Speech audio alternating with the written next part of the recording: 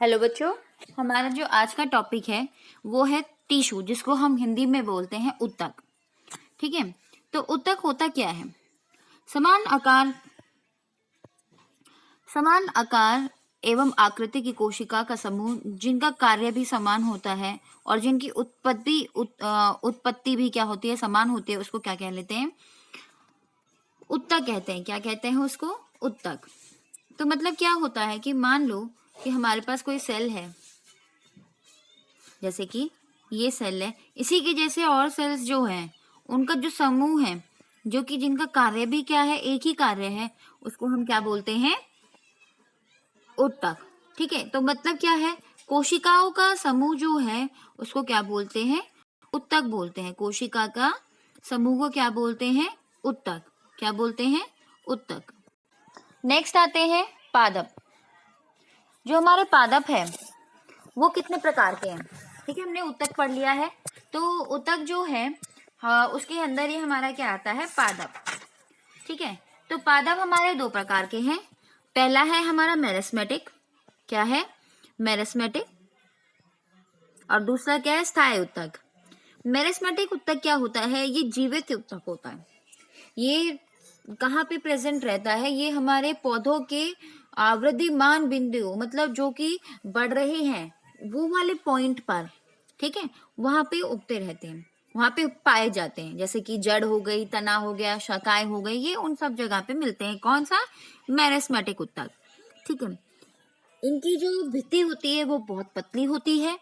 ठीक है, और यहाँ जीवित कोशिकाओं का ये समूह होता है और अंतर कोशिका स्थान के बगैर संघनन रूप में व्यवस्थित होती है।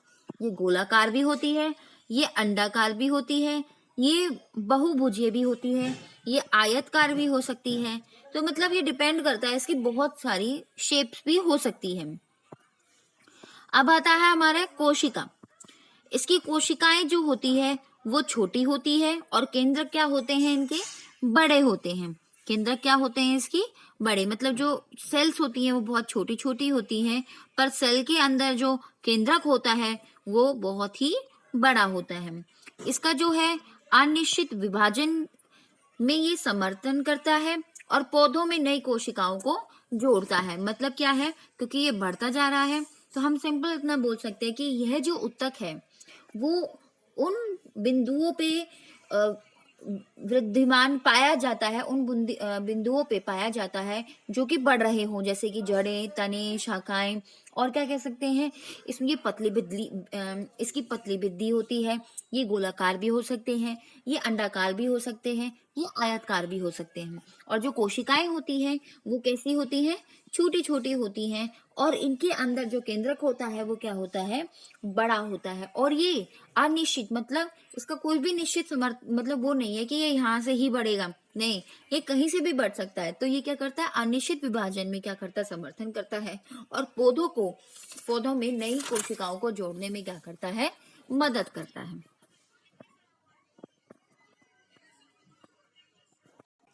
उसके बाद आता है हमारा स्थायी ऊतक। स्थायी ऊतक जो है वो क्या होते हैं?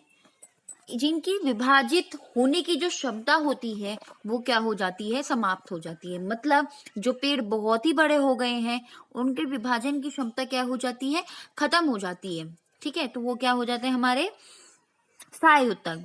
अब आता है उसके आगे, इसके कौन कौन से तीन प्रकार है। सबसे पहले आता है संरक्षी ऊतक, दूसरा आलंबी ऊतक, तीसरा संवाहक ऊतक। तो सबसे पहले हम लोग पढ़ते हैं समरक्षी ऊतक। समरक्षी ऊतक का मतलब होता है प्रोटेक्टिव टिश्यू। क्या कहते हैं उसको? प्रोटेक्टिव ऊतक। क्या करते हैं ये? जो ये बाहर की साइड पे एक मोटी सी भित्ति बने रखती है, जैसे कि कोशिकाएं जो होती हैं वो बची रहती है, जैसे कि पत्तियां, तने, जड़ों, इनकी सतह पे ये पाया जाता है। यह ऊतक मोटी भित्तियों की कोशिकाओं से बना होता है और पत्तियां जो है, जड़ें हैं, तना है, इनकी सतह पे ये पाया जाता है। तो इसको क्या बोलते हैं? प्रोटेक्टिव भित्ति कहते हैं। उसके बाद आता है आलंबी ऊतक। आलंबिक ऊतक का इंग्लिश में बोलते हैं सपोर्टिंग। तो सपोर्टिंग मतलब क्या है? जो कि मदद करता है, विभिन्न भागों को सहारा देता है। ठीक है, क्या करता है ये? विभिन्न भागों को क्या देता है?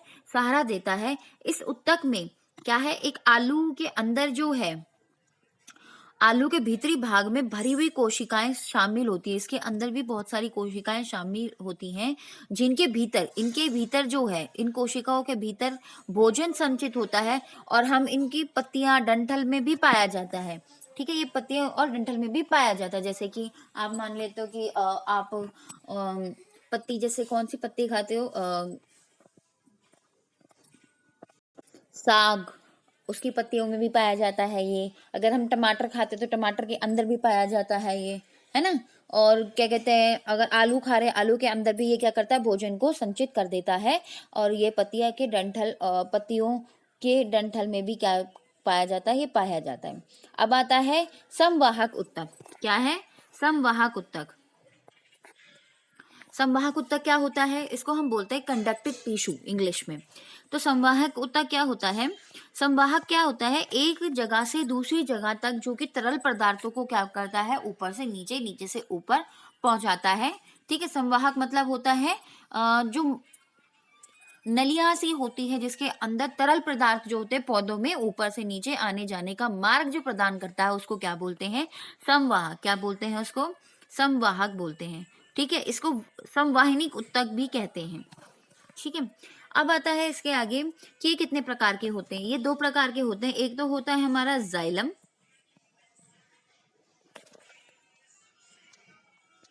ठीक है, और दूसरा होता है हमारा फ्लोएम।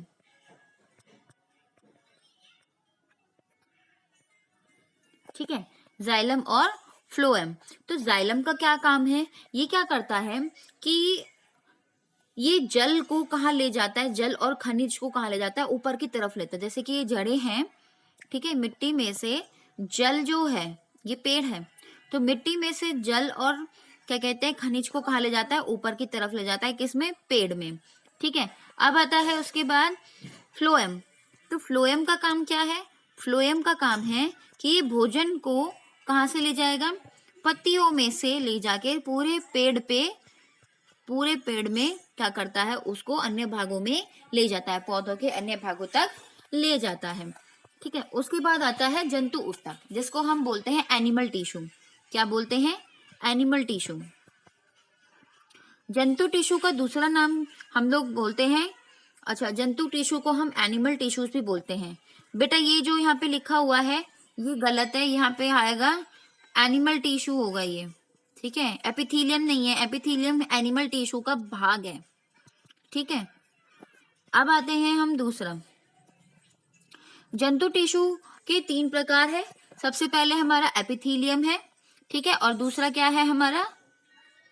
एपिथीलियम, योजी पेशियां और तांत्रिकाय ऊर्जा। योजी जो है उसको हम बोलते हैं कनेक्टिव, इंग्लिश में इसको क्या बोलते हैं हम लोग? कनेक्टिव। कनेक्ट मतलब जो एक दूसरे को कनेक्ट करता है। एपिथीलियम को एपिथीलियल ही बोलते हैं। अच्छा, पेशियों को बोलते हैं मस्कुलर। मस्कुलर मतलब हमारी बॉडी के अंदर जो मसल्स हैं उससे रिलेटेड है। और तांत्रिक है, हम इसको इंग्लिश में बोलते हैं नर्वस सिस्टम। क्या बोलते हैं इसको? Nervous system. अब जो है इनके नाम से ही हम लोग, क्योंकि देखो सबसे पहले एपिथीलियल आता है। क्या आता है हमारा? एपिथीलियम ऊतक। ठीक है, एपिथीलियम ऊतक में क्या है?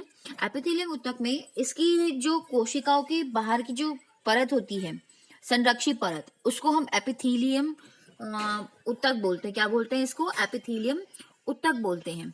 ठीक है, क्या है ये? पतली परत जो है बाहर की, उसको हम बोलते हैं एपिथीलियम।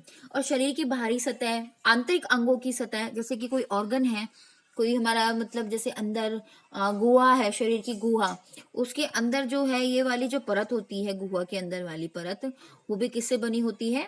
एपिथीलियम से ही बनी होती है। ठीक है, उसके बाद आता है हमारा एपिथीलिया के 3 प्रकार है। सबसे पहला है शल्काकार एपिथीलियम। शल्काकार को हम बोलते हैं स्क्वामस। क्या बोलते हैं हम इसको? स्क्वामस। क्या बोलते हैं इसको? स्क्वामस। स्क्वामस मतलब स्क्वायर जैसा, जिसको हम बोलते हैं स्क्वायर जैसा। इसकी जो है षटकोणीय ही और अनियमित कोशिकाओं की पतली प्लेटें होती हैं। क्या होती हैं? अनियमित पतली प्लेटें होती हैं। उसके बाद क्या है? त्वचा की सबसे बाहरी परत की जो कोशिका होती है, जो हमारी बॉडी है उसके जो बाहर की जो परत है, वो क्या है हमारी? एपिथीलियम है, जो कि क्या कहते हैं? शल्काकार है। उसके बाद आता है हमारा घनाकार एपिथेलियम। घनाकार मतलब आप शेप से ही देख रहे हो कि ये कैसा है, हमारा क्यूबॉइडल टाइप का है, मतलब इस तरह के बॉक्सेस टाइप का जो है, क्यूब की तरह, जैसे कि आइस की क्यूब्स होती है ना, उसकी तरह। तो घनाकार हमारा क्या है, घनाकार का काम क्या है, इसकी मोटी घनाकार कोशिकाएं होती है, ठीक है। और क्या है, इसके कुछ वक्र, वक्र हम बोलते हैं किडनी, कहाँ पाए जाते हैं, ये किडनी में पाए जाते हैं। और एक हमारा है ग्रंथिकल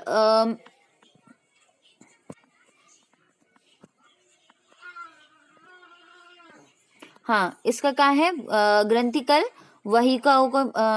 वहिकाओं के कुछ भागों में पाया जाता है। और इसका काम क्या है, स्वरण करना, श्रवण। श्रवण क्या मतलब होता है, सेक्सक्रिएशन, मतलब किसी चीज को निकालने का, ठीक है। जैसे कि हमारे पेट में हाइड्रोक्लोरिक एसिड निकलता है जो कि खाने को पचाने में काम आता है, तो वो क्या काम कर रहा है, श्रवण कर रहा है। तो इसी तरह से हमारा जो वक्र है वो भी क्या करता है, स्वरण करता है, ठीक है। तो ये सब आ जाता है इसके अंदर। इसके बाद आता है स्तंभकार एपिथेलियम। स्तंभकार एपिथेलियम का काम क्या है, ये ऊंची होती है, ठीक है। ऊंची मतलब देखो लंबी लंबी दिखाई दे रही होगी आपको, ये लंबी कोशिकाएं हैं, ठीक है। और क्या कर रहे हैं, ये कुछ इनके पार्ट्स में बाल पाए जाते हैं इस तरह से। और ये बाल क्या करते हैं, ये हेल्प करते हैं खाने को मूव करने में। तो बाल और हमारे शरीर में कहाँ पाए जाते हैं, आमाशय में। कहाँ मिलते हैं, आमाशय में, आंत की भीतरी या श्वास नली में, इन सब में आपने देखा होगा कि नाक में भी बाल होते हैं हमारे, ठीक है। उसके बाद अब यहाँ पे आया है कि सीलिया की आकाशघाती, मतलब सीलिया जो है क्या काम करता है, हमारे जो खाने को है उसको कहाँ पुश करता है, नीचे की तरफ पुश करता है। देखो ये जो हमारा खाने की नली है, इसमें एक सीलिया नाम की कोई चीज पदार्थ होती है, वो क्या करती है, हमारे खाने को नीचे की तरफ पुश करती है, ठीक है। तो आज के लिए हमारा जो टॉपिक था वो इतना ही है। नेक्स्ट टॉपिक हमारा होगा पेशीय ऊतक।